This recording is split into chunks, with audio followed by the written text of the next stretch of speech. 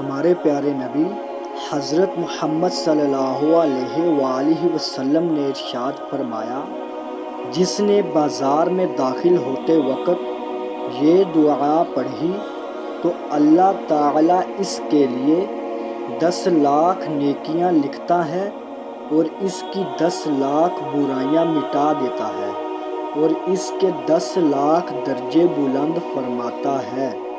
اور وہ دعا یہ ہے، لا الہ الا اللہ وحدہ لا شریک لہ لہ الملک ولہ الحمد یحیی ویمیت وہو حی لا یموت بیدہ الخیر وہو علی کل شیء قدیر۔